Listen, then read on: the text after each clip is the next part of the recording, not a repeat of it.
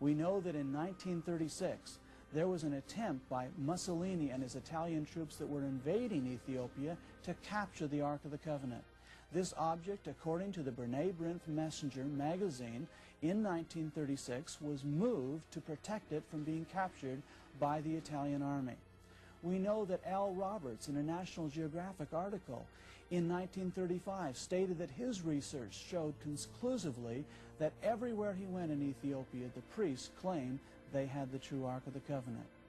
In 1965, as related to us on a program by Prince Mengesha Sevanun, the Governor General of Ethiopia, he, as a royal prince and as well as being royal Governor General, took Queen Elizabeth II of England in 1965 on a royal tour of Ethiopia, and he told us that he took her in to visit the Ark of the Covenant. In 1968, Queen Juliana of the Netherlands also visited the Ark of the Covenant. Well over 100 of the mighty people and powerful people in the world have visited Ethiopia for the purpose of visiting this object.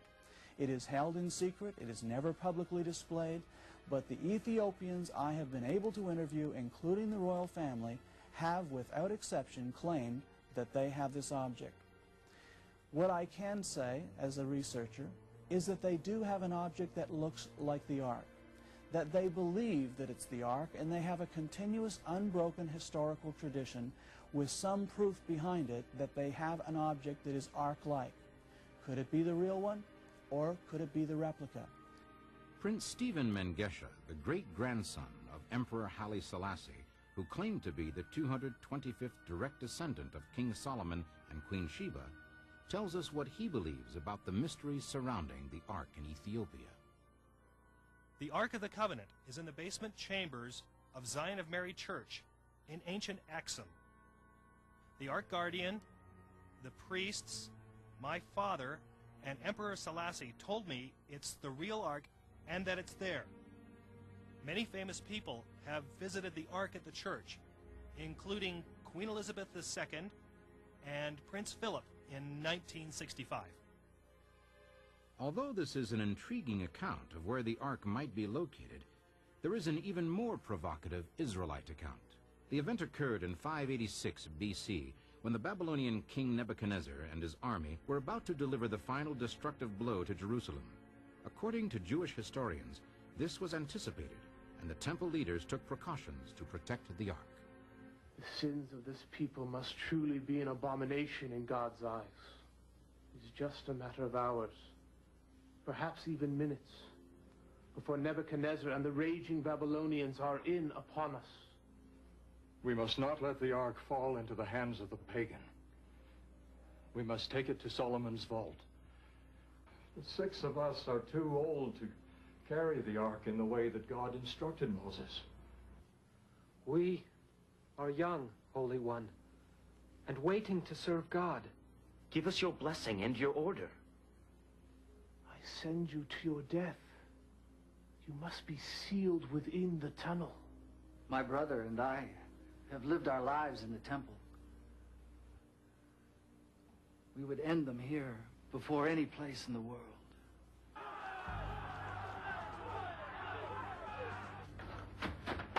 Your grace and forgiveness, Holy Ones.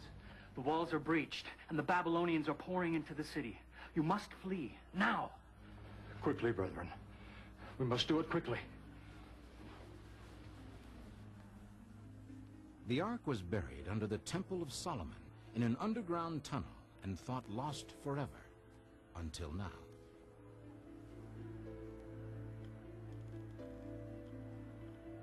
The most important evidence that the Bible is totally true could come from the rediscovery of the Ark of the Covenant. That's why so many have looked so hard for it. But does the Ark really exist? Did it ever exist? In 1981, an excavation took place on Temple Mount, in which 3 rabbis made a discovery that nearly set off another holy war between the Muslims and Jews. If we look at this sketch of the Temple Mount in Jerusalem, we can see subterranean passageways. Superimposing upon this a model of the temple. The Jewish historical sources tell us that there was a chamber of wood, or a wood pen, underneath which was a secret chamber that King Josiah deposited the Ark of the Covenant in shortly before the destruction of the temple by the Babylonians. In 1981, 3 rabbis entered through Warren's Gate, one of the original entrances to the Temple Mount. They tunneled through and came to an area in which they claim they now have direct knowledge of the exact location of the Ark of the Covenant. Do you believe that some of the temple treasuries... Yehuda Getz, chief rabbi of the Western Wall, was one of the tunnelers in 1981. Rabbi Getz states that he has found the Ark of the Covenant and its contents, including the tablets containing the original 10 Commandments, hidden for over 2,500 years in the secret vault beneath the temple. These incredible discoveries were also witnessed by Rabbi Shlomo Goren. We were excavating under the Temple Mount in Jerusalem when we came to an underground room in direction of the Holy of the Holies. And it was the Ark of the Covenant that Moses placed the 10 Commandments in, but when we came close to the Holy of the Holies, the Arab management of the Temple Mount decided to stop our digging, and they erected a wall in order to stop us from getting to the Holy Ark. As to the contention that the Ark under the Temple Mount is a replica, the same contention might as easily be made concerning the Ethiopian Ark. There is really no other basis to support the Ethiopian claim than the Ethiopian traditions. And in fact, there are a great many replicas of the Ark throughout the churches in Ethiopia that preserve this tradition. The evidence rather strongly supports the real Ark being under the Temple Mount. One of the most exciting events on the horizon today is the emergence of a temple being rebuilt in Jerusalem. This is the third of 3 major events in Israel: the reestablishment of the nation Israel, the regaining of biblical Jerusalem by Israel, which happened in 1967, and now they are preparing to build the temple. This whole event is all tangled up with their messianic expectation, and to a biblical scholar, it's one of the most exciting things on our horizon. There's over 100 different passages in the Bible that talk about a future temple. We know that Israel's getting ready to build such a temple. There's over 500 priests that are now in training in the ancient Levitical sacrifice system. We know that millions of dollars has been set aside. Even the government has been involved in studies of how to rebuild the temple. But what about the Ark? When I asked only 4 or 5 months ago the chief rabbi's representatives, together with other rabbis in Israel, about the Ark, they told me that the Ark is now in Israel. They tell me that the Ark will be in the next temple. The key to our direct relationship with God is the Holy Temple. And the main way that we are going about this is by actually producing, restoring, creating the vessels that can be used in the temple.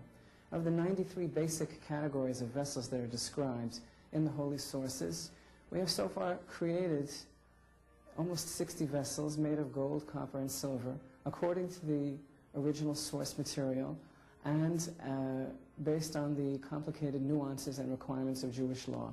While our itinerary includes many of the vessels that are described in the Holy Sources to be used in the temple, the Ark is one item which is not on our itinerary for recreation, because we are aware of the location of the original, which was hidden in the time of the first temple before the first destruction.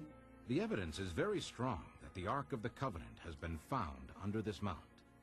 We can only hope that someday in our lifetime, the ban by the Muslims will be lifted so that the Ark and its contents can be revealed to a waiting world. What will it be like if and when the Ark is recovered? What will be found inside when it is opened? Who will be selected to reach inside and withdraw the tablets of stone the Bible says God wrote upon?